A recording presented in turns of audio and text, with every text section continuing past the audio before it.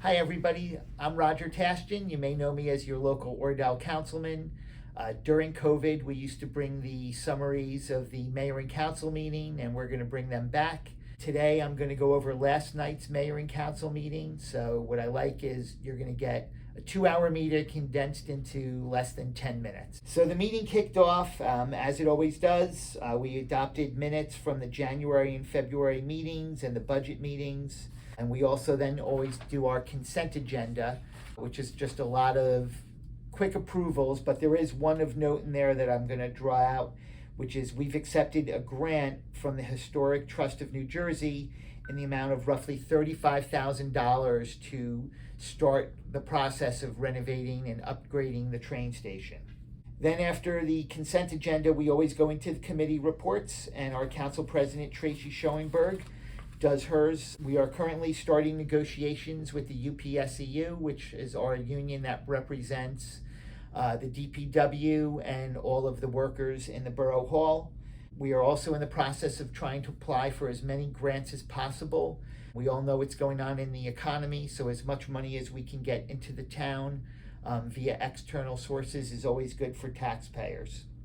Tracy then talked a little bit about the senior citizen, and that we have a new class for line dancing coming, which will be an exciting program for our senior citizens.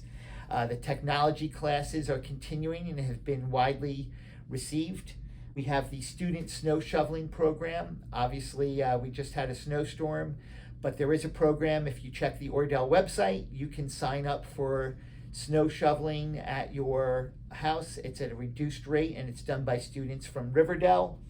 March 17th, we're going to have the St. Patrick's Day lunch. Noted that it is a Friday during Lent, so there will be a non-meat option if that's the case.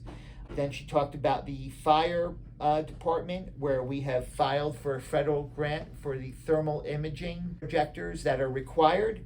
The Building and Grounds Subcommittee had some recommendations for the fire department buildings, and we're going to try to implement as many of those as possible, as the safety of our firemen is critically important.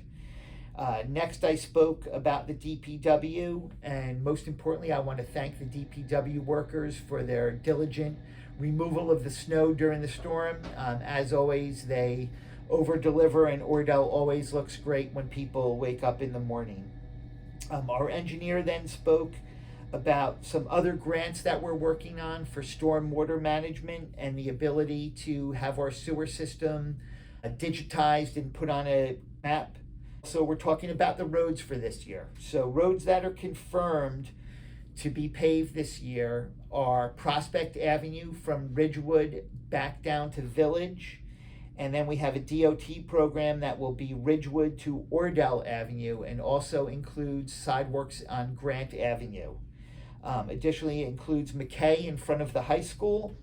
And then we have a partnership with PSE&G, which will include Hague Court and Francis Court. If you've driven down Soldier Hill, you'll see that they've dug up the gas mains. We have been very successful in working with PSE&G to basically barter the fees that they would pay for road opening permits in exchange for asphalt. And that's something we've been doing regularly over the last 6 years. Next, we had Councilman Carnevale, who talked about public safety, which actually meets today on Wednesday. And we are currently in the process of hiring a police officer to backfill a retirement, and that the new emergency management sign, the replacement of the sign that was damaged during a snowstorm, is going to go up on the corner of Ordell and Kinderkamack in the next couple of weeks. Steve then talked about the planning board meeting, at which point the Fay Place townhouses was approved. 12 townhomes, of which 2 will be affordable housing units, was approved. So we'll start seeing some more information on that coming in the future. On the historic committee, they're asking to be involved in the train station project, which would make a lot of sense. And they're very supportive of the New Jersey Revolution project that we have. And the Voorhees Cemetery project is coming along. Next, we had Councilman Janicelli, where we approved an ordinance regarding the small wireless facilities, which will be what all the wireless companies are bringing in. And we just wanted to have some control as to how they can be built and what they must look like in town. Then on recreation, there was no February meeting. However, he noted that we have grants in process for every field in town. So I would expect to see a lot of work in the upcoming months on almost every field in town. For the Special Events Committee, they had a 2022 wrap up and looking to improve way to keep the year aligned and how to pay for fundraising through the Beautification Committee. There was some talk about keeping fireworks annual, and that one year it would be funded by the town, and then in the other year it would be funded by fundraising through the Beautification Committee. Next, we talked about environmental and beautification, and there was a great nature walk through town on Super Bowl Sunday. We're in the process of applying again for more Sustainable New Jersey grants, and the community cleanup will be in April. From a finance viewpoint, Councilman Kern spoke about our collection rate, which is 96.25% versus 98.9% last quarter, and you wanted to remind residents that you can pay online at the borough website.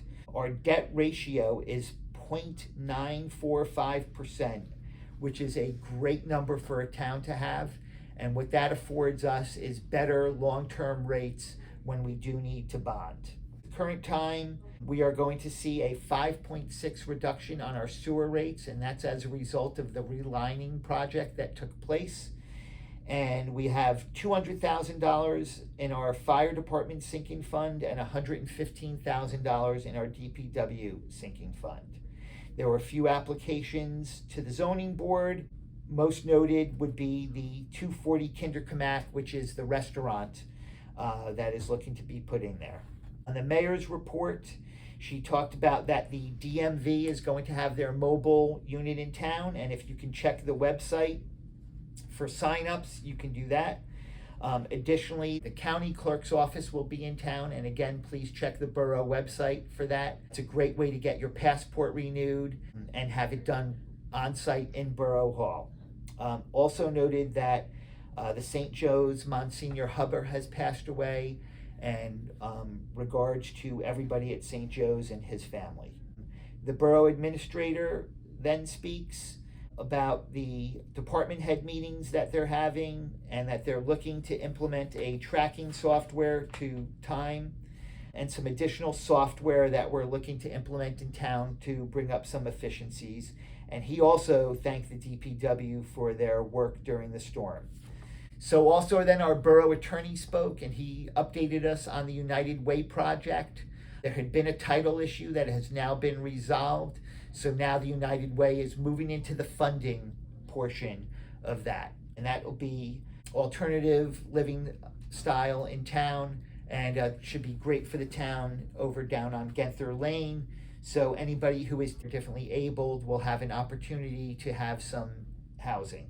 Your new business, we talked about the Girl Scouts and that 30 awards we're giving out between bronze, silver, and gold awards.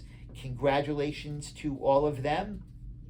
Always in our meeting, we then moved to public comment, and we had two people who talked about the Central Business District and how there were little inconsistencies between the B2 and B3 zone. We are aware, and that the zoning board is working on those. And it was also noted that the electric sign, we need to put some sort of barrier on it so that it doesn't get damaged again in a potential accident. The next meeting is always the end of March, and intend to come back and continue with our brief updates. Thank you again, and appreciate it.